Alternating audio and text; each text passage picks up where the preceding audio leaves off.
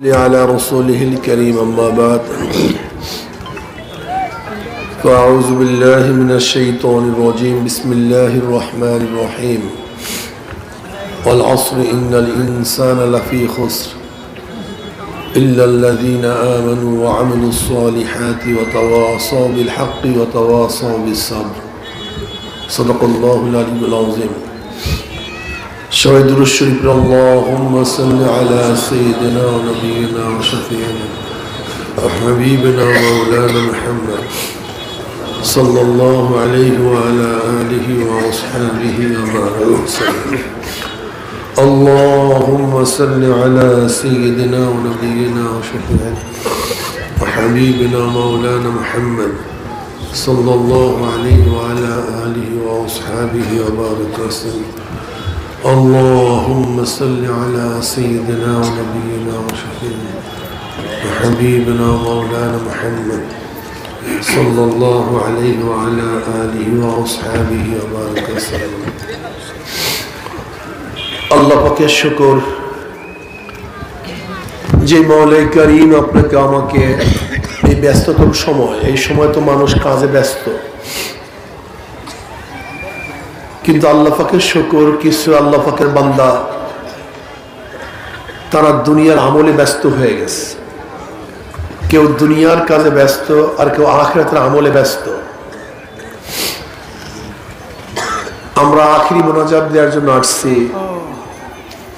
মনের মধ্যে কত আশা উলামায়ে কেরামদেরকে নিয়ে হাত তুলবো আল্লাহ আমাদের দোয়া কবুল করবেন আল্লাহ পাক তো নিজেই বলেন উদউনি আস্তাজিব লাকুম তোমরা আমাকে ডাকো আমার কাছে দোয়া করো আমি তোমাদের দোয়া কবুল করব কাজী আমাদের ঈমানও আছে আমাদের বিশ্বাসও আছে যে আল্লাহর কাছে চাওয়ার মতো চাইলে অবশ্যই আল্লাহ পাক রব্বুল আলামিন আমাদেরকে দিবেন আখিরি বৈঠক আমি সামান্য কিছু কথা বলবো আসলে এখানে আসছি কথা বলার জন্য নয় শুধু হযরতদের দোয়া নেওয়ার জন্য আসছি শুধু হুজুরের হুকুম পালন করার জন্য এখানে এসেছি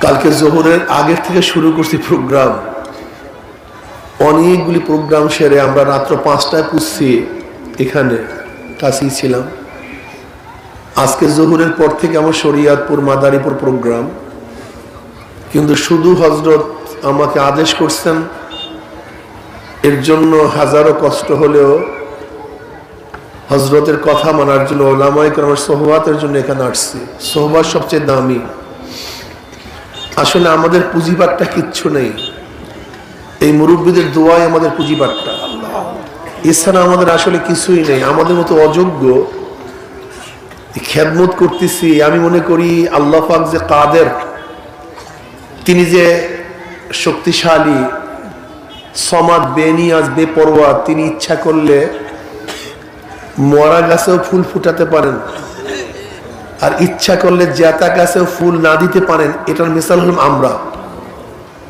দাদে হকরা কাবিলিয়াত শর্তে নিস বলকে শর্তে কাবিলিয়াত দাদিউস এইটাই তো অনেক উলামায়ে কেরামের প্রশ্ন যে ওদের মধ্যে যোগ্যতা নাই কিচ্ছু নাই ওদের মধ্যে কোনো কিচ্ছুই নেই এরপরও ঘটনা কি এদের কথা মানুষ শোনে কেন এদের ডাকে মানুষ আসে কেন এটা প্রশ্ন আছে আসলে বাস্তবতা তাই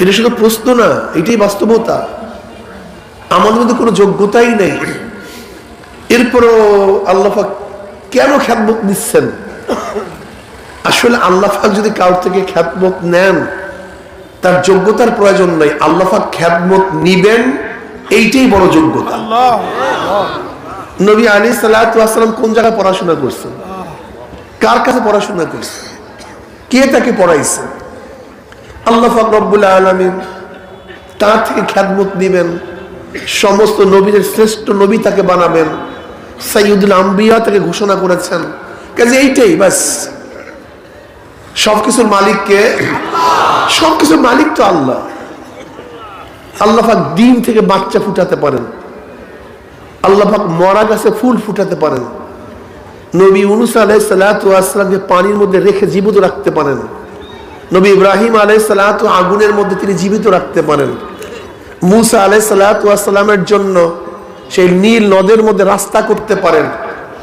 আমার নবীকে সমস্ত কাফেরের মধ্য থেকে একেবারে সশরীরে নিরাপত্তার সাথে যিনি হিজরাত করাতে পারেন, যিনি গারে সুরের মধ্যে সমস্ত কাফেরদেরকে অন্ধ করে হেফাজতে রাখতে পারেন, সেই মাওলা পাক রব্বুল আলামিন ইচ্ছা করলে আমাদের তারা আমাদের মতো অযোগ্যর থেকেও খেদমত নিতে পারেন।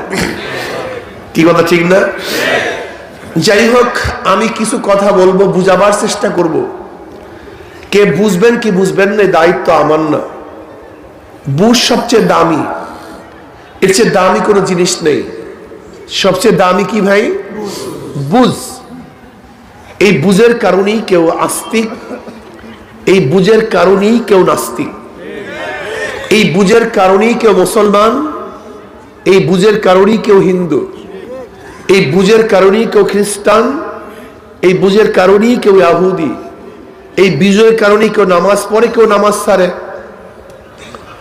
এই বুঝের কারণেই কেউ দাড়ি রাখছে, কেউ দাড়ি কাটছে, এই বুঝের কারণেই কেউ মদ বিক্রি করে, দুধ পান করে, আর কেউ দুধ বিক্রি করে, মদ পান করে। সবকিছুর পিছনে কি ভাই? সবাই বলেন ভাই, বুঝ। যাদের বুঝ আসছে, স্রষ্টা বলতে কেউ নেই, প্রাকৃতিক ভাবে সবকিছু সৃষ্টি হয়েছে। এই বুঝ যাদের মধ্যে পয়দা হয়ে গেছে, তারা কি হয়ে গেছে? নাস্তিক। কি হয়ে গেছে? যদি প্রশ্ন করি ভাই তাহলে মানুষ কিভাবে সৃষ্টি হয়েছে, অমনি তারা জবাব দিবে পানির মধ্যে ফেনার সৃষ্টি, ফেনার মধ্যে পোকার সৃষ্টি, পোকার থেকে ব্যাঙের সৃষ্টি, ব্যাঙের থেকে বানরের সৃষ্টি, বানর থেকে বর্তমান জাফর ইকবাল এবং তার দল বলের সৃষ্টি। এই মানুষ সৃষ্টির ইতিহাস নাস্তিকরা এইভাবে বয়ান করে। কিন্তু আপনাকে আমাকে যদি প্রশ্ন করা হয় মানুষ সৃষ্টি কিভাবে হয়েছে, আপনারা কি বলবেন? আল্লাহ পাক রব্বুল আলামিন আদমের একটা কায়া সৃষ্টি করেছেন, সেই কায়ার মধ্যে রূহ ফুঁকে দিয়েছেন। আদমের পাঁজরের হাড্ডির থেকে আল্লাহ পাক হযরত হাওয়া আলাইহিস সালাতু ওয়াস সালাম সৃষ্টি করেছেন। এই জোড়ার মধ্য থেকে আল্লাহ পাক গোটা দুনিয়ার মানুষকে সৃষ্টি করেছেন। কি কথা ঠিক না? তা নাস্তিকদের মানুষ সৃষ্টি হওয়ার বক্তব্য এক ধরনের, মুমিনদের মানুষ সৃষ্টি হওয়ার বক্তব্য ভিন্ন ধরনের। কথা ঠিক না? যারা নিজেদেরকে বানরের বংশধর মনে করে, তাদের সাথে বানরের এবং জানোয়ারের বেশ মিলও আছে। যেমন বানর দাঁড়ায় প্রসাব করে না বসিয়া প্রসাব করে? যারা মনে করে আমাদের পূর্বপুরুষ বানর, তারাও কিন্তু বসিয়া প্রসাব করে না, দাঁড়ায় প্রসাব করে। বানর কি প্রসাব পায়খানা করে, পানি ব্যবহার করে, ঢিলা কুলুপ ব্যবহার করে, পাক পবিত্র অর্জন করে? যারা বানরের গোষ্ঠী তারা প্রসাব করে নাড়াচাড়া দিয়ে হাইটা যায়, কোনো পাক পবিত্রের কাছেও যায় না। মিল আছে কি নেই বলেন তো? বানর একই স্ত্রী নিয়ে, একই স্বামী নিয়ে আজও বসবাস করতেছে। ওই যে প্রথমের স্ত্রীকে বিবাহ করছে, যে স্বামীর ঘর করতেছে, আজও একই স্ত্রী এবং একই স্বামী নিয়ে আছে বানর। ঠিক না? ঠিক বানরের গোষ্ঠীও মনে করে যেহেতু আমাদের পূর্বপুরুষ বানররা একই স্ত্রী একই স্বামী নিয়ে নেই, আমরা একই স্বামী একই স্ত্রী নিয়ে কেন থাকবো? আমরা লিভ টুগেদার করব। কি করব? লিভ টুগেদার করব। যাকে ইচ্ছা তাকে নিয়েই থাকবো। শুধু সেই থাকবে না, সবাইকে থাকার ব্যবস্থা করব। এর জন্য এই বানরের গোষ্ঠী ঢাকাতে স্লোগান দেয় ওপেন রাস্তার মধ্যে, আমার দেহ আমার সিদ্ধান্ত, আমার দেহ আমি দেব, যাকে ইচ্ছা তাকেই দেব। জোরে বলেন না আউযুবিল্লাহ। এই বানরের গোষ্ঠী স্লোগান দেয় যা চিন্তাও করতে পারবেন না। বানরের গোষ্ঠীর নির্দিষ্ট কোনো বাবা নাই, নির্দিষ্ট কোনো বাবা নাই। ঠিক এই বানরের গোষ্ঠীর চেলা চামুন্ডারা তারাও মনে করে এই বাংলাদেশে হাজারো লক্ষ কোটি সন্তান জন্মগ্রহণ করবে যাদের বাবার পরিচয় থাকবে না। বিশ্বাস হয় না? আমরা আগে জানতাম আদমশুমারি হয়। কি শুমারি হয়? এখন কি শুমারি হয়? কারণ কি, জীবনভর জানতাম আদমশুমারি, এখন জনশুমারি হবে কেন? আপনি চিন্তা করছেন? একদিনও চিন্তা করেননি। আপনি জানেনই না আদমশুমারির থেকে জনশুমারি কেন করা হলো। আদমশুমারির থেকে জনশুমারি করার কারণ হলো ওরা আদমকে বিশ্বাসই করে না। ওরা বিশ্বাসই করে না যে আমরা আদম থেকে, ওরা বিশ্বাস করে আমরা জানোয়ার থেকে। আদমশুমারি বাদ, থাকবে জনশুমারি।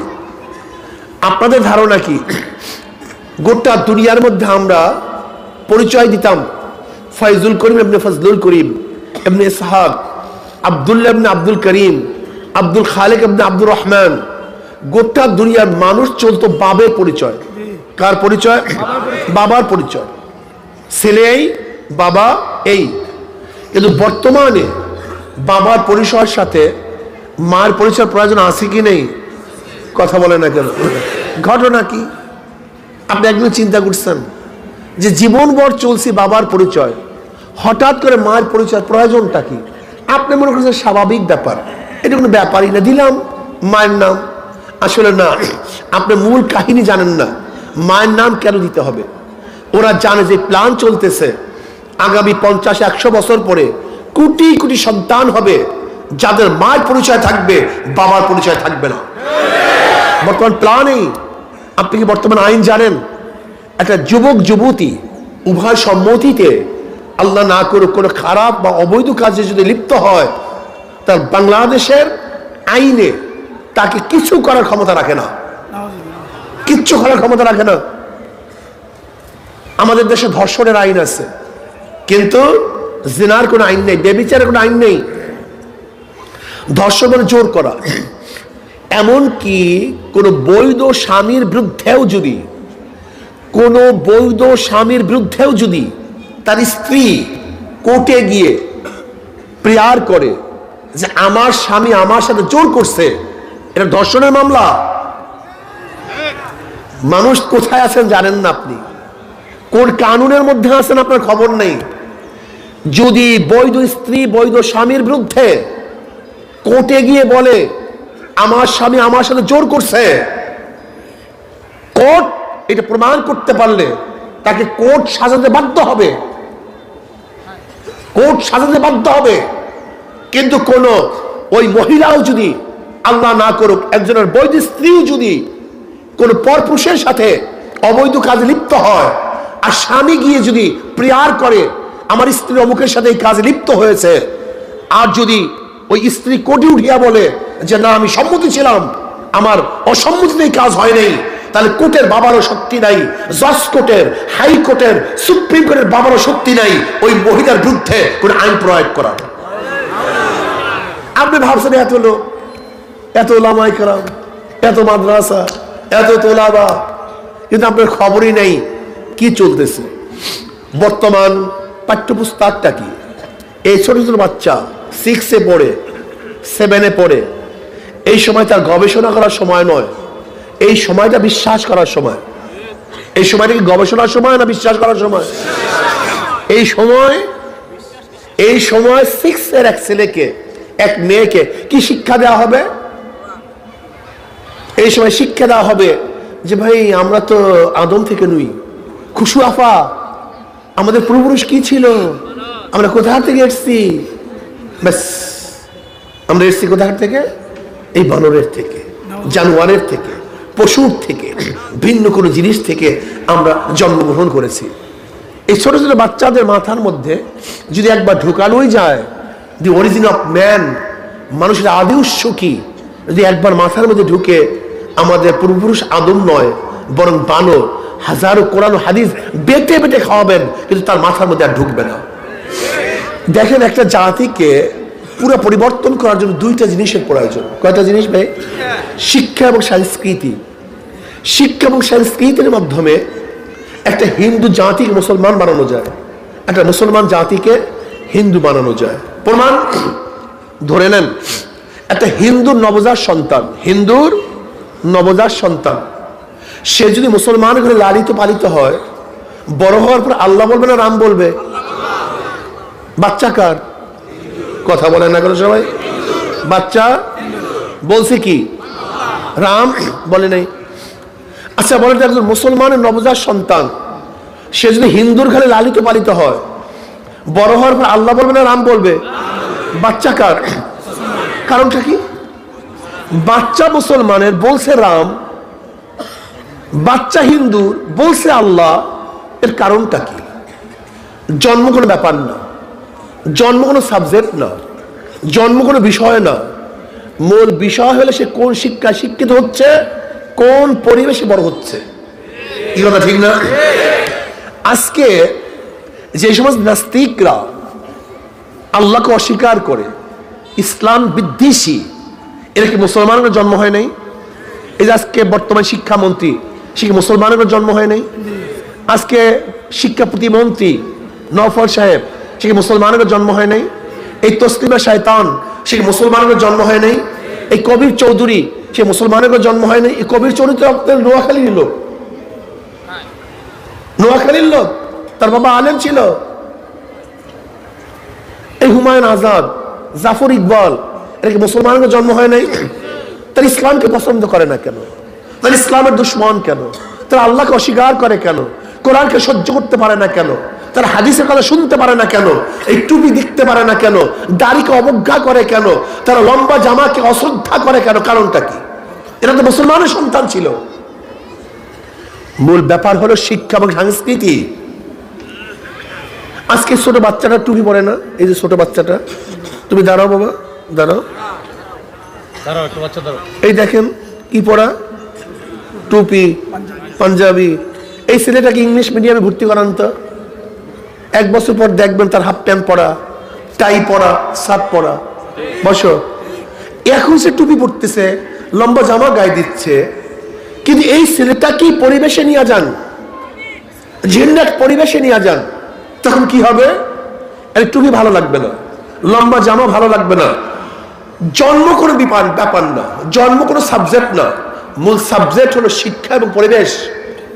ঠিক নাস্তিকরা চায় গোটা শিক্ষা ডিপার্টমেন্টটা কুদরতি খোদার শিক্ষা কমিশনের মাধ্যমে, পাশ্চাত্য শিক্ষার মাধ্যমে জন্ম হবে মুসলমানের ঘরে, কিন্তু তৈয়ার হবে নাস্তিক। জন্ম হবে মুসলমানের ঘরে, কিন্তু ইসলাম বিদ্বেষী হবে। নবী মুহাম্মদ সাল্লাল্লাহু আলাইহি ওয়াসাল্লামের কটূক্তি ওর মুখ থেকে বের হবে। এই প্ল্যান চলতেছে। আমাদের হুঁশ নেই। আমাদের হুঁশ না থাকার কারণ কি? দেখেন, এক রাজা বলতেছে স্ত্রীকে, দেশে খুবই দুর্ভিক্ষ, দেশে খুবই দুর্ভিক্ষ। এখন স্ত্রী বলতেছে এমন কি দুর্ভিক্ষ, জনগণ কি দুবেলা পোলাও খেতে পারে না? জনগণ 2 বেলা পোলাও কি খেতে পারে না? আপনি বুঝেন? স্ত্রী কি মনে করে? স্ত্রী নিজের দিকে কিয়াস করে, আলমারু ইয়াকিসু আলা নাফসি। সে চিন্তা করতেছে আমরা তো হাজারো বেলা পোলাও খেতে পারি, আর জনগণের মধ্যে এমন কি দুর্ভিক্ষ হলো যে 2 বেলা পোলাও খেতে পারে না। সে চিন্তা করতে পারে না যে জনগণ কি দুর্ভিক্ষের মধ্যে আছে। সে তো রাজার হালে, ভিন্ন অবস্থায়, সে দুর্ভিক্ষ বুঝবে কিভাবে? ঠিক আমরা আমাদের মাহওয়ালের মধ্যে থাকি, মাদ্রাসা, মসজিদ, আমাদের এই অনুষ্ঠান, আমরা যেই জায়গায় ঘোরাফেরা করি, সেই লোকগুলি আমাদের অনুকূলের লোক, আমাদের অনুসারী, আমাদের মুআফিক। আমরা কি দেখি? আমাদের শ্রদ্ধা, আমাদের সম্মান, আমাদের ইজ্জত, আমাদের কৃষ্টি কালচার সবই তো ঠিক মতো হচ্ছে। আমরা এমন এক মাহওয়ালের মধ্যে থাকি, আমি চিন্তাই করতে পারি না এর বাহিরেও কোনো অবস্থান আছে কি নেই, মাথার মধ্যে আসে না। আমি ভোরবেলায় ঢুকি কোথায়? ফজরের সময় মসজিদে। পড়াই কোথায়? মাদ্রাসায়। সাধারণ থাকি কোথায়? মাদ্রাসায়, মসজিদে। দাওয়াত পাই কোথায়? এই আমার দিনদারি লোকের মধ্যে। আমাকে দাওয়াত করে তারা, আমরা সোহবাতে থাকি তাদের, আমরা পরামর্শ দেই তাদেরকে, তারাই আমাদের সামনে ঘুরে। কাজে আমরা মনে করি গোটা বাংলাদেশটাই এরকমই, গোটা বাংলাদেশটা এরকমই।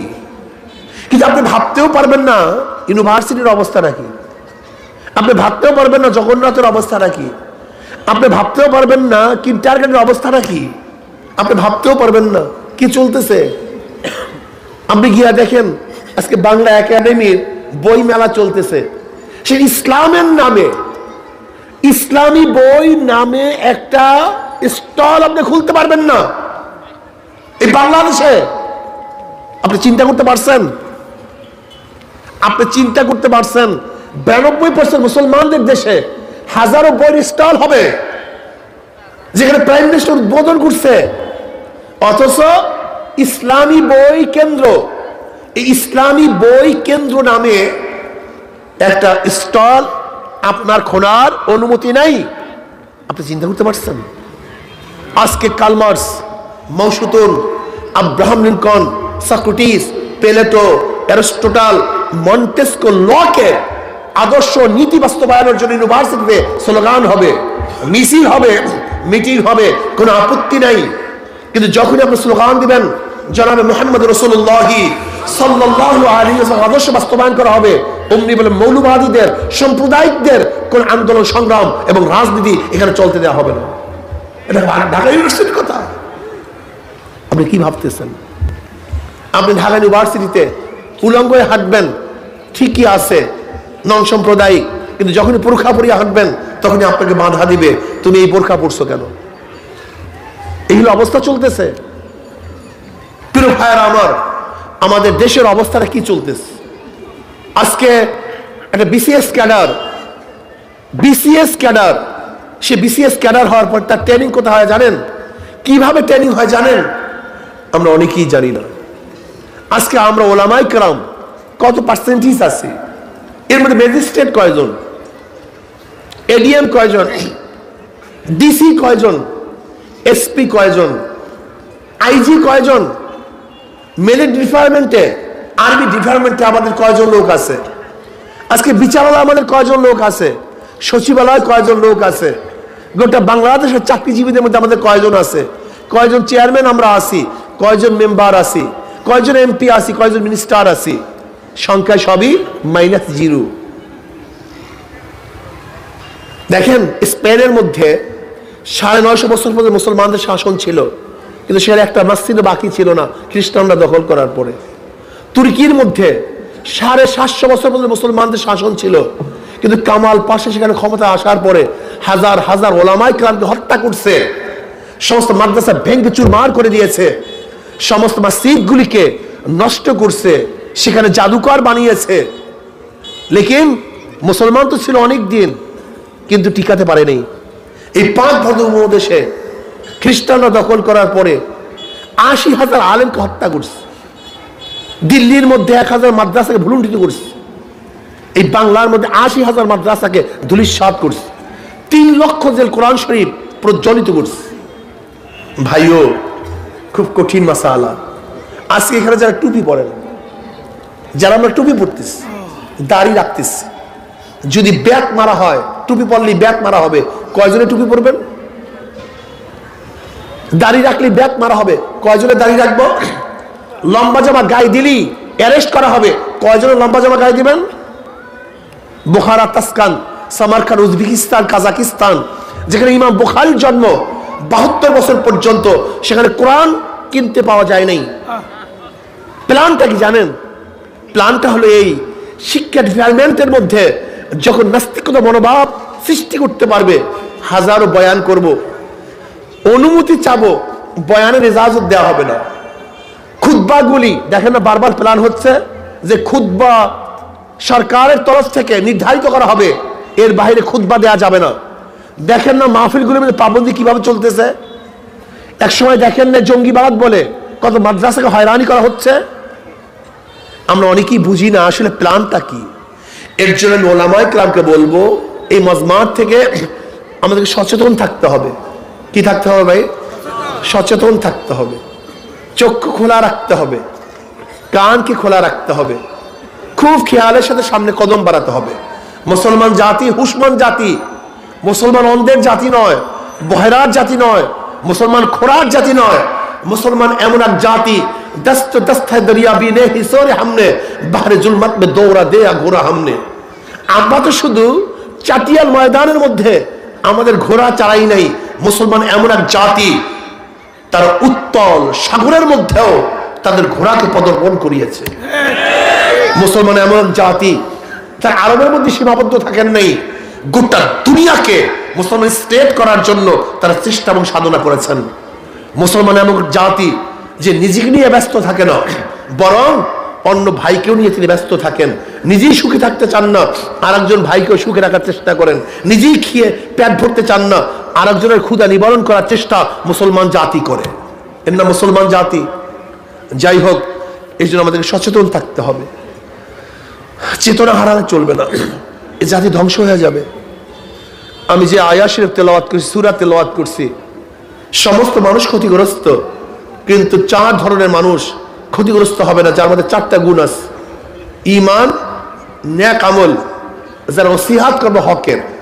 কিসের নসিহত করবে? হক। হক সবচেয়ে দামি। স্ত্রীর সাথে হক আদায় করা চাই, ওয়াতাওয়াসাউ বিল হক। স্ত্রী স্বামীর সাথে হক আদায় করা চাই, বাবা ছেলের হক আদায় করা চাই, ছেলে বাবার হক আদায় করা চাই, উস্তাদ ছাত্রের হক আদায় করা চাই, ছাত্র উস্তাদের হক আদায় করা চাই, মালিক গোলামের হক আদায় করা চাই, গোলাম মালিকের হক আদায় করা চাই। এরকম না হয় আমি ছাত্রদেরকে পিটাবো যে এটা হকের খেলাফ, যদি আল্লাহ না করুক যেই পরিমাণ অন্যায় ছাত্র করছে ওই পরিমাণে শাস্তি দিলে তো ভালো কথা, যদি শাস্তি তার চেয়ে বেশি হয় তাহলে অবশ্যই কিয়ামতের ময়দানে আমি জিজ্ঞাসিত হব। এক গোলামের ব্যাপারে জনাবে মুহাম্মদ রাসূলুল্লাহ সাল্লাল্লাহু আলাইহি ওয়াসাল্লাম বলেন, ইয়া নবী আল্লাহ, আমার একটা গোলাম আছে, সে তো মাঝে মাঝে উল্টা পাল্টা কিছু কাজ করে, আমি তাকে কিছু উত্তম মধ্যম দেই, এতে আমার কোনো অসুবিধা আছে নাকি? নবী আলাইহিস সালাতু ওয়াস সালাম বললেন, হ্যাঁ, সে যে অন্যায় করছে যদি ওই পরিমাণে শাস্তি দাও তাহলে অন্যায় এবং শাস্তি সমান সমান হয়ে গেল, কিন্তু অন্যায়ের চেয়ে যদি একটা পিটানো বেশি দাও কিয়ামতের ময়দানে আল্লাহ তোমাকে জিজ্ঞাসা করবেন তুমি একটা বাড়ি কেন বেশি দিছো। সাহাবী বললেন, ইয়া নবী আল্লাহ, আমি আর গোলামি রাখতে চাই না, আমি তাকে আজাদ করে দিলাম। উস্তাদ খেয়াল রাখবে ছাত্রের হকের প্রতি, আবার ছাত্র খেয়াল রাখবে উস্তাদের হকের প্রতি। প্রতিবেশীর হকের প্রতি খেয়াল রাখতে হবে। আজকে আমরা দেখি আমাদের স্ত্রীদের হক আমরা আদায় করি না, স্ত্রীদের ব্যাপারে আমরা খুবই জুলুম করি। এমন স্বামীও তো আছে, যদি একটু খানার মধ্যে নুন বেশি হয়, তৈল বেশি হয়, ঝাল বেশি হয়, তাকে মারধর করি। নাউযুবিল্লাহ মিন জালিম। তুমি কি জালেম? এটা কেমন কথা হলো? মানুষ ভুল হতেই পারে। আমি দেখেছি আমার আব্বাকে তার স্ত্রীর হক কিভাবে আদায় করেন। আব্বাজান রহমতুল্লাহ আলাইহি গভীর রাত্রে বাড়িতে ঢুকতেন, লেকিন আমার আম্মুকে জাগাতেন না, খুব আস্তে আস্তে ঢুকতেন যেন তার ঘুম না ভাঙ্গে। সে মহিলা, তারও হক আছে ঘুমাবার, তারও হক আছে শান্তির, কিন্তু আমরা কি করি? আমরা শিখেছি তার থেকে। আমরা যত রাত্রি গভীর রাত্রে বাড়িতে যাই না কেন, এমন সতর্কতার সাথে রুমের মধ্যে ঢোকার চেষ্টা করি যেন বেচারির ঘুম না ভাঙ্গে। এইটি তো হক হওয়া উচিত, কিন্তু আমরা মনে করি আমার স্ত্রী একটা বান্দি, কাজের মহিলা। নাউযুবিল্লাহ। তোমার স্ত্রী তোমার কাজের মহিলা নয়, বরং তোমার পার্ট। সে অর্ধাঙ্গিনী, সে ধর্মাঙ্গনী, সহধর্মিণী, সে তোমার পার্ট। দুইজনে মিলেই তো তোমার সন্তান, এই দুইজনের মাধ্যমে তোমার মেয়ে, এই দুইজনের মাধ্যমে তোমার ছেলে, এই দুইজনের মাধ্যমে তোমার সংসার, এই দুইজনের মাধ্যমে তোমার জীবন। কাজে তোমার পার্টকে তুমি ঘৃণা করো কিভাবে? আমি ডান হাত বাম হাতকে কিভাবে ঘৃণা করি, বাম হাত ডান হাতকে কিভাবে ঘৃণা করি, এ তোমার পার্ট, অংশ। ঠিক আমি মনে রাখবো আমার স্ত্রী আমার জীবনের অংশ, সে আমার বান্দি না, আমার কাজের বুয়া না। তারও শান্তির প্রয়োজন, তারও সুখের প্রয়োজন। আমি যেরকম আমার থেকে অন্যের থেকে সুখ চাই, শান্তি চাই, শ্রদ্ধা চাই, মায়া চাই, মমতা চাই, ঠিক মনে রাখতে হবে আমার স্ত্রী আমার থেকে সেই শান্তি চায়, স্নেহ চায়, ভালোবাসা চায়। কথা ঠিক না? সম্মান ইজ্জত চায়। আল্লাহ না করুক যদি কোনো রকমের একটু আমার চেয়ে নিম্ন বংশের কোনো মেয়ে আমার ঘরে চলে আসে, অমনি থেকে খোঁটা দেয়, এই তুই অমুক বংশের লোক না, মনে হয় যে তীরের মতো আঘাত পায়, কষ্ট পায়, মনে হয় যে মরে যাবে। তুমি জালেম, তুমি জালেম, তুমি মানুষ নও। তুমি জালেম, তুমি মানুষ নও। তুমি বিবাহ করছো, আল্লাহ না করুক, তার চেহারা তো খারাপ হতেই পারে, এর জন্য তুমি প্রথম দেখো, প্রথম নির্বাচন করো না, এরপর তার উপরে তুমি অত্যাচার করো, বারবার চেহারা নিয়ে তুমি তাকে আঘাত করো, তোমার জীবনে সুখ হবে না, শান্তি হবে না। মেনে নাও যা হয়েছে আলহামদুলিল্লাহ। আমার স্বামী যদি একটু দুর্বল হয়, অনেক মেয়ে আছে জানেন সহ্য করতে পারে না, মেনে নাও, শান্তি পাবা। হক আছে, যেমন স্ত্রীর হক স্বামীর উপরে, স্বামীর হক স্ত্রীর উপরে, পাড়া প্রতিবেশীর হক আছে, মুরিদের হক আছে পীরের উপরে, পীরের হক আছে মুরিদের উপরে, বাদশার হক আছে প্রজার উপরে, প্রজার হক আছে বাদশার উপরে। অতাওয়াসাউ বিল হক, এই ওসিয়াত করতে হবে হকের। আজকে হকের ওসিয়াত আমাদের মধ্যে নেই। এবার সবরের ইখতিয়ার, সবরের ওসিয়াত করতে হবে। সবর সবচেয়ে দামি। নামাজ পড়ার জন্য সবর ইখতিয়ার করতে হবে, রোজা রাখার জন্য সবর ইখতিয়ার করতে হবে, গুনার থেকে বাঁচার জন্য সবর ইখতিয়ার করতে হবে। সামনে হারাম টাকা চলে আসছে, সবর করো, ধরিও না। সামনে এক মহিলা পড়ে গেছে, সবর করো, তাকায়ও না। সুন্দর গানের আওয়াজ কানের মধ্যে আসছে, সবর করো, শুনিও না। সামনে গুনার কাজ আসছে, সবর করো, কাজে অংশগ্রহণ করিও না। তোমার বন্ধু অংশগ্রহণ করছে, তুমি সবর করো, অংশগ্রহণ করিও না। সবর সবচেয়ে দামি। ইন্নাল্লাহা মা'আস সাবিরিন। যদি আমরা সবর ইখতিয়ার করতে পারি, নেক আমল করতে পারি, আল্লাহ পাক রব্বুল আলামিন আমাদেরকে জান্নাত দিয়ে দিবেন। আজকে শেষ নসিহত হলো আমার এই, হক আদায় করবেন। আপনার সাথীর হক আছে আপনার কাছে, পাড়া প্রতিবেশীর হক আছে আপনার কাছে, আপনার বন্ধুর হক আছে আপনার কাছে। এর জন্য হকের ব্যাপারে খুব সতর্ক থাকা চাই। এরপরে আসুন, আমরা দুনিয়াতে থাকবো না, বিদায় হবই। ইস্তাফতা নাফসাক ইস্তাফতা কলবাক। কি নিয়ে বিদায় হচ্ছি, আল্লাহর কাছে কি জবাব দেব?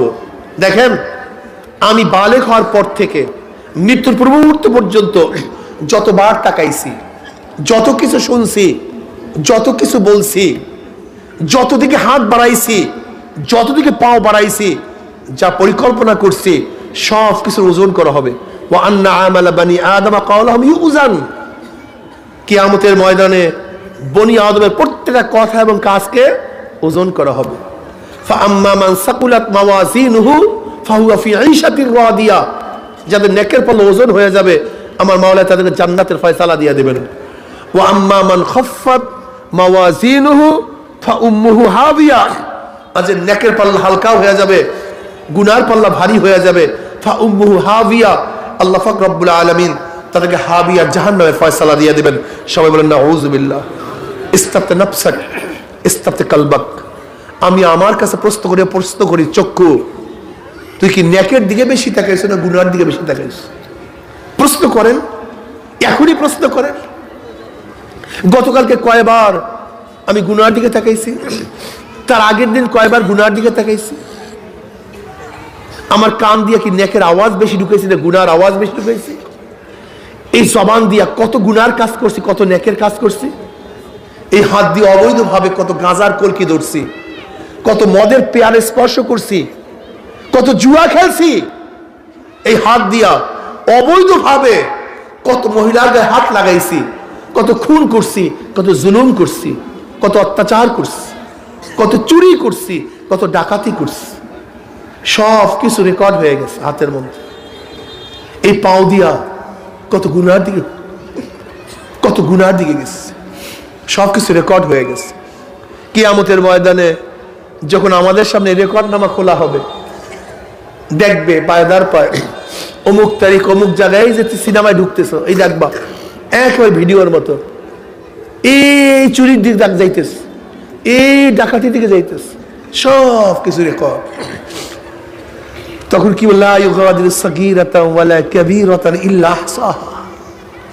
ছোট বড়, জানা অজানা, রাত্রে দিনে, গোপনে প্রকাশ্যে যা কিছু করছি, সব তো রেকর্ড হয়ে গেছে। অস্বীকার করার কিছু নেই। কি করবো বলেন? এখন কাজটা কি? তওবা করা। নবী কি বলছেন? আত-তাইবুনা যানবা কামাল্লা যানবালা। রেকর্ড মুছিয়া ফেলাও। সব রেকর্ড আছে কিন্তু কিন্তু মেমোরি কার্ড তোমার কাছে, মেমোরি কার্ড তোমার কাছে, সব কিছু ডিলিট করিয়া দাও। জজ সাহেবের কাছে কার্ড যাওয়ার আগে সব কিছু ডিলিট করিয়া দাও। যদি জজ সাহেবের কাছে তোমার মেমোরি কার্ড চলিয়া যায়, যখন বিচার শুরু হয়ে যাবে, জজ সাহেব যখন কার্ড তোমার ঢুকাইয়া দিবে, তুমি দেখবে এই অন্যায় করার জন্য রওনা করছো, তুমিও দেখবা জজ সাহেবও তাকাইয়া থাকবে। তুমি এই কাজ করতেছো, এই রশি হাতে নিছো, এই কাঁচি হাতে নিছো, এই অস্ত্র হাতে নিছো, এই কাজ করতে আছো, এই গুনার কাজে লিপ্ত হইতে আছো, জজ সাহেবও দেখবে, তুমিও দেখবে। অস্বীকার করার কোনো সুযোগ নাই। হে আসামি, এখনো মেমোরি কার্ড তোমার কাছে, জজের কাছে মেমোরি কার্ড যাওয়ার আগে সব ডিলিট করিয়া দাও, সব তওবা করিয়া মুছিয়া দাও। খোদা না খাস্তা, খোদা না খাস্তা, জজের কাছে যখন চলিয়া যাবে, হাজার চেষ্টা করলো আর কোনোদিন ডিলিট করতে পারবা না। হে আখের আসামির দলেরা, এখনো দুনিয়ার মধ্যে আসো, যথেষ্ট সময় আছে, তওবা করো। والذين إذا فعلوا فاحشة أو ظلموا أنفسهم ذكروا الله فاستغفروا لذنوبهم ومن يغفر الذنوب إلا الله। যদি মাওলার কাছে তওবা করার মতো তওবা করতেই পারো, মাওলা রে আর কোনদিন গুনার কাজ করব না। আল্লাহ, গুনাহ করিয়া ফেলাইছি, নামাজ কাজা করিয়া ফেলাইছি, রোজা ছাড়িয়া দিছি, বেপরদা জেনার মধ্যে লিপ্ত হইয়া গেছি, সুদ ঘুষ গ্রহণ করিয়া ফেলাইছি, গান শুনিয়া ফেলাইছি, সিনেমা অবৈধ হারাম জিনিসের দিকে তাকাইয়া ফেলাইছি, ভুল করিয়া ফেলাইছি। মাওলা মাফ করিয়া দাও, মাওলা ক্ষমা করিয়া দাও। যেরকম বাচ্চা দুই চোখের পানি ফেলাইয়া দিয়া হাত পা নাচা ওয়া ওয়া কইয়া ডাকে, মায়ের মধ্যে মোহাব্বতের জোশ মারিয়া যায়, মায়ের হাতের থেকে কাঁচ পড়িয়া যায়, অমনি দৌড়ে আসিয়া বাচ্চাকে কোলে জড়াইয়া নেয়, এই গেলে চুমা দেয়, ওই গেলে চুমা দেয়। ঠিক আমরা যদি মাওলার সামনে মাওলা রে, তুমি ছাড়া উপায় নাই, তুমি ছাড়া মাফ করার কেউ নাই, মাফ করার মালিক তুমি, গফফার তুমি, রহমান তুমি, রহিম তুমি, সব কিছুর মালিক তুমি। আমরা গুনাহগার, তুমি গফফার, আমরা গুনাহ করছি, তুমি আমাদেরকে মাফ করিয়া দাও। ওয়াদা করলাম আর কোনদিন গুনার কাজ করব না। বন্দার ওয়াদা করতে দেরি, মাফ চাইতে দেরি, আমার মাওলার মাফ করতে এক সেকেন্ডও দেরি হবে না। আল্লাহ, তুই আমাদের সবাইকে মাফ করিয়া দাও। বাবারে, যদি তওবা করিয়া কবরে যাইতেই পারো, কবরটা জান্নাতের বাগিচা হইয়া যাবে। কিয়ামতের ময়দানে আমার মাওলা কিয়ামতের ময়দানে আরশের নিচে জায়গা করিয়া দিবে, আমল নামার ডাইন হাতে পড়িয়া যাবে। আল্লাহ, তুমি কবুল করিয়া নাও। কিন্তু খোদা না খাস্তা, খোদা না খাস্তা, খোদা না খাস্তা, তওবা না করিলে মাওলার কবরে যাও, ওই কবর আর কবর থাকবে না। কবরের দুই পাশের মাটি এত জোরে চাপ মারবে, চাপে চলে এক পাজরের হাঁটি আর এক পাজরে লাগাইয়া ফেলাইবে, ওই কবর আর কবর থাকবে না। কোন কোন কবরটা তো জাহান্নামের কুয়া হইয়া যাবে। কোন কোন কবরের মধ্যে একটা নয়, দুইটার 99টা সাপ জমা হইয়া যাবে। আল্লাহ, তুই আমাদের সবাইকে মাফ করিয়া দাও। এরপরে কিয়ামতের ময়দান খুবই মারাত্মক, খুবই কঠিন জায়গা, যেই কঠিন জায়গায় কেউ কারোর পরিচয় দেবে না। ওয়াকুল ইব্রাহিম খলিলুল্লাহ নাফসি নাফসি, মুসা কালিমুল্লাহ নাফসি নাফসি, ঈসা রুহুল্লাহ নাফসি নাফসি। সমস্ত নবীরা বলবে, মাওলা আমাকে বাঁচাও, আমাকে বাঁচাও, আমাকে বাঁচাও। জনাব মুহাম্মদ রাসূলুল্লাহ সাল্লাল্লাহু আলাইহি ওয়াসাল্লাম সিজদায় পড়ে, মাওলা তোমার ইজ্জত ও জালালের কসম খেয়ে বলতে আছি, আজকে জাহান্নাম তোমার একটা উম্মত কেউ খাইয়া ফেলায়, আমি কিন্তু তোমার হাবিব জান্নাতের মধ্যে ঢুকবো না। আল্লাহ, তোমার নবীর সুপারিশ আমাদের সবার জন্য কবুল করিয়া নাও। নবী আলাইহিস সালাতু ওয়াস সালাম দোয়া কবুল করিয়া আল্লাহ পাক বলবে, যাও জিবরাইল, আমার হাবিবের কাছে পানিটুকু নিয়ে দিয়ে আসো। নবী আলাইহিস সালাতু ওয়াস সালাম যখন ওই পানি জাহান্নামের গায়ে ছিটা মারবে, জাহান্নাম ক্যাট ক্যাট ক্যাট ক্যাট করে পিছনে সরিয়া যাবে। নবী আলাইহিস সালাতু ওয়াস সালাম মাওলারে যে জাহান্নামকে লক্ষ লক্ষ ফেরেশতারা ধরিয়া রাখতে পারে না, এ আবার কোন কুদরতি পানি, কোন আশ্চর্য পানি। আল্লাহ পাক রব্বুল আলামিন ডাক দিয়ে ফেরেশতা, হে আমার নবী গো, এই পানি কোন আশ্চর্য পানি না, কোন কুদরতি পানি না, এই পানি হলো তোমার গুনাহগার উম্মতের চোখের পানি। বাবা তুমি কি জানো চোখের পানির কত দাম? কিয়ামতের মাঠে আল্লাহ পাক এক ব্যক্তিকে জাহান্নামের ফয়সালা দিয়া দিবে। অমনি চোখের একটা পশম বলবে, মাওলারে তোমার নবী সত্য বলছে না মিথ্যা বলছে?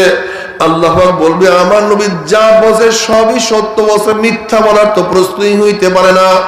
তখন চোখের পশম বলবে, মাওলা তোমার নবীর ঘোষণা, মান বাকা মিন খাশিয়াতিল্লাহি হারামাল্লাহু তিলকাল আইনা আলান নার, যেই চক্ষু তোমার ভয়ে জাহান্নামের ভয়ে কাঁদবে, সেই চোখের উপরে তুমি জাহান্নামের আগুন হারাম করিয়া দিবা। এইটা তোমার নবীর ঘোষণা। আমি চোখের পশম সাক্ষী দিতে আছি, তোমার এই বন্দার নামাজে দাঁড়াইয়া কত কান্না কানছে, রুকুতে গিয়া কত পানি ঝরাইছে, সেজদায় পড়িয়া কত মাটি ভিজাইছে, জিকির আজকারে বসিয়া, ওয়াজ নসিহতে বসিয়া কান্দিয়া কান্দিয়া কত বুক ভাসাইছে। এরপরে তুমি তাকে কিভাবে জাহান্নামের ফয়সালা দিলা?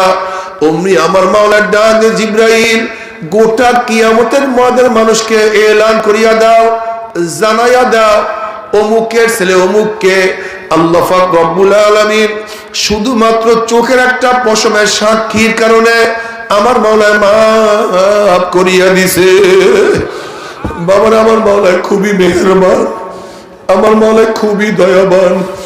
আমার মাওলার কাছে কান্দো আর মাপ চাও, মাওলা মাফ করিয়া দাও, ক্ষমা করিয়া দাও। এখানে হাজার হাজার আলেম ওলামা, হাজার হাজার তোলাবা আজকে আল্লাহর কাছে দোয়া করবো, মাওলা দুনিয়ার কাজ বন্ধ করিয়া এখানে কম্বল নেওয়ার জন্য আসি নাই, রিলিফ নেওয়ার জন্য আসি নাই, গুনাহ করিয়া ফেলাইছি, তওবা করার জন্য আসছি, তোমার কাছে দোয়া করার জন্য আসছি, এই আশায় আসছি ওলামাদেরকে নিয়ে হাত তুলবো, তুমি মাফ করিয়া দিবা। সবাইকে নিয়ে হাত তুলবো, তুমি আমাদেরকে ক্ষমা করিয়া দিবা। এই আশা এখানে আসছি, মাওলা মাফ করিয়া দাও, মাহরুম করিও না। আমার জন্য দোয়া চাই, আমিও দোয়া করি, সবাই সবার প্রাণ খুলিয়া দোয়া করো, যেন কিয়ামতের ময়দানে গলাগুলি বাঁধিয়া মাওলা আমাদের সবাইকে জান্নাতে যাওয়ার তৌফিক দিয়া দেয়। আল্লাহুম্মা আমিন। আল্লাহুম্মা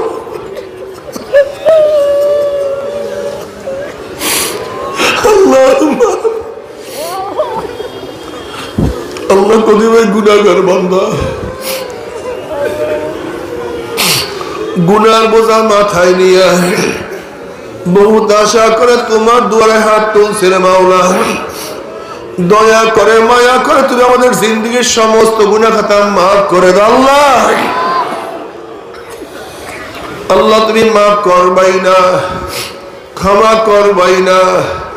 তাই রৌদ্রের মধ্যে, প্রচন্ড গরমের মধ্যে কাজ পালাইয়া দিয়া, দোকান বন্ধ করিয়া, ব্যবসা ছাড়িয়া দিয়া, এত কষ্ট করিয়া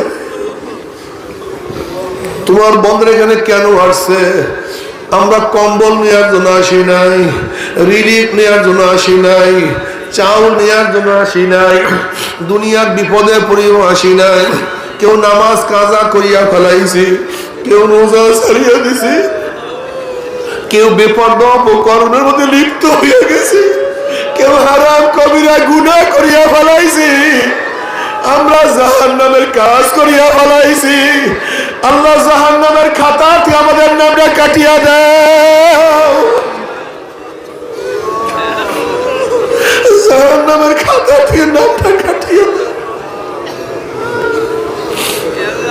আল্লাহ জাহান্নামের খাতা থেকে নামটা কাটিয়া দাও।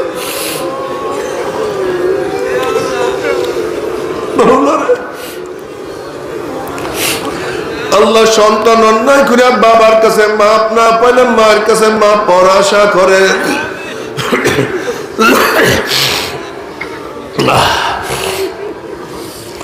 ভিক্ষুক এক দরজায় ভিক্ষা না পাইলে অন্য দরজায় ভিক্ষা পাওয়ার আশা করে। আমরা তোমার দুয়ারে ভিক্ষু, তুমি দেখাইয়া দাও তারাইয়া দাও, তুমি দেখাইয়া দাও তারাইয়া দাও। আর তো দরজা নাই রে মালিক, আর তো কোন দুয়ার নাই। আল্লাহ কার কাছে যাব? কে ক্ষমা করবে? কে মাফ করবে? কে জাহান্নাম থেকে নাম কাটিয়ে দেবে? কে জান্নাতের মধ্যে নাম উঠায় নেবে? কেউ নাই, কেউ নাই। তুমি রহমান, তুমি রহিম, তুমি গফফার, তুমি সত্তার, তুমি কাদের, তুমি সমাদ। আল্লাহ আল্লাহ তুমি মাঠের দিকে তাকাইয়া দেখো, আল্লাহ তুমি মাঠের দিকে তাকাইয়া দেখো। তোলা মারা কান্দে, তোলা মারা কান্দে, কান্দে। আমরা গুনাহগার, তোমার কাছে কান্দে রে মাবুদ। একজনের চোখের পানি কবুল হলে তার আমাদের সবার চোখের পানি কবুল করিয়া নাও। আল্লাহ একজনকে কবুল করলে তার আমাদের সবাইকে কবুল করিয়া নাও। আল্লাহ একজনকে তোমার গোলাম হিসাবে নির্বাচন করলে আমাদের সবাইকে গোলাম বানাইয়া দাও। আল্লাহ একজনকে জাহান্নাম থেকে নাম কাটার ইচ্ছা করলে আমাদের সবাই নাম জাহান্নাম থেকে কাটিয়া দাও। আল্লাহ একজনের নাম জাহান্নাম জান্নাতে উঠাইয়া নিলে তার আমাদের সবার নাম জান্নাতে উঠাইয়া দাও। আল্লাহ একজনকে মোহাব্বত দান করলে তার আমাদের সবাইকে মোহাব্বত দান করো। মাওলা রে, গুনাহ খাতা মাফ না করাইয়া কাউকে ডাক দিও না। আল্লাহ মাওলা, তোমার হাবিব বলছে দাড়ি পাটনাওয়ালারা যখন কান্দোল্লায় তুমি লজ্জা হইয়া যাও। আল্লাহ আমার মাওলা কত মেহেরবান, আমার মাওলা কত দয়াবান। সন্তান বাবার সাদা দাড়িতে লজ্জা পায় না, কিন্তু আমার মাওলা তার বন্দার সাদা দাড়িতে লজ্জা হইয়া যাও। আল্লাহ তোমার হাবিবের এতিম উম্মত, তোমার হাবিবের এতিম উম্মত। আমরা নবী দেখি নাই, রাসূল দেখি নাই, সাহাবী দেখি নাই, তাবিঈন দেখি নাই, তাবিঈন দেখি নাই। আল্লাহ ঘরের মধ্যে আমাদের গুনাহ, রাস্তায় গুনাহ, বাজারে গুনাহ, সব জায়গায় গুনাহ, তার মধ্যে আমরা আছি। আল্লাহ তুমি হেফাজত না করলে আমাদের কোনো উপায় নাই। আল্লাহ তুমি হেফাজত না করলে কোনো উপায় নাই। গুনাহ থেকে বাঁচার কোনো ক্ষমতা আমরা রাখি না। আল্লাহ তোমার নিজের গুণে আমাদেরকে গুনাহ থেকে হেফাজত করো।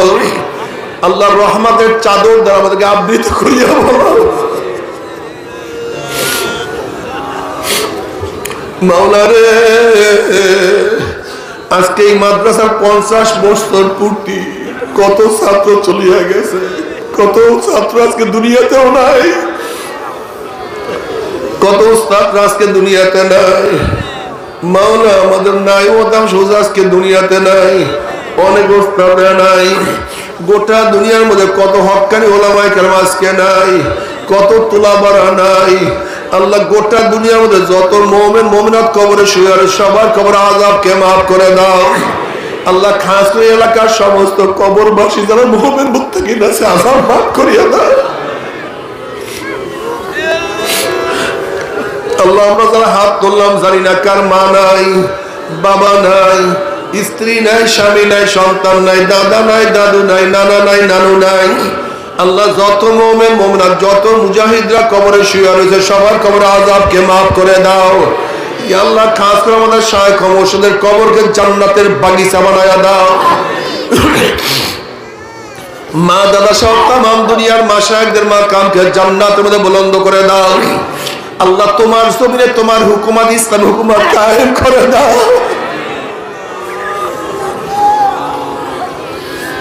আল্লাহ তোমার নবীর আদর্শ বাস্তবায়ন করিয়া দাও।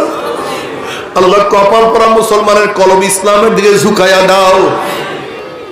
আল্লাহ কপাল পরা মুসলমানের কলব ইসলামের দিকে ঝুঁকাইয়া দাও। আল্লাহ আমাদের আওলাদকে তোমার খাস গোলাম বান্দা হিসেবে কবুল করিয়া নাও। আল্লাহ হাত পাকা প্রত্যেকের প্রার্থীরা বিভিন্ন জায়গা থেকে দোয়া চাইছে, সব জায়গায় হাত পাকা প্রত্যেকের প্রার্থীকে বিজয় করে দাও। মাওলা আমরা যারা অসুস্থ আছে পরিপূর্ণ শেফায়ে কামেল আজেলা নসিব করো। যারা ঋণগ্রস্ত আছে ঋণ থেকে হেফাজত করো। আল্লাহ অনেকের সন্তান অনেকের আত্মীয় স্বজন বিদেশে আছে, হালাল রুজি কামাই করার সহি সালামতে রেখে হালাল রুজি কামাই করার তৌফিক দিয়া দাও। আল্লাহ যাদের মেয়ে বড় ভালো পাত্রের ব্যবস্থা করে দাও। আল্লাহ যাদের ছেলে বড় তাদের জন্য ভালো পাত্রীর ব্যবস্থা করে দাও। আল্লাহ মাদ্রাসার সমস্ত হাওয়াজকে গায়বী খজিনার দ্বারা পূর্ণ করে দাও। আল্লাহ মাদ্রাসার ওস্তাদ তোলাবা কমিটি সাহায্যকারী সবাইকে কবুল করে নাও। আল্লাহ যাদের ইসলামী মাহফিল হইল,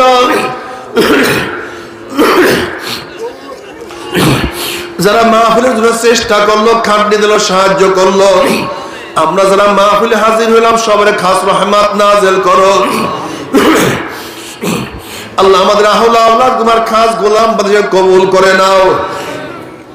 রব্বানা হাব লানা মিন আজওয়াজিনা ওয়া যুররিয়াতিনা কুররাতা আইন ওয়াজআলনা লিল মুত্তাকিনা ইমামা। রব্বিরহামহুমা কামা রব্বায়ানি সগীরা। ওয়া সাল্লাল্লাহু তাআলা আলা খায়রি খালকিহি মুহাম্মাদ ওয়া আলিহি ওয়া আসহাবিহি ওয়া আজওয়াজিহি ওয়া আতবাইহি আজমাইন। আরহামনা মাহুম বিরহমাতিকা।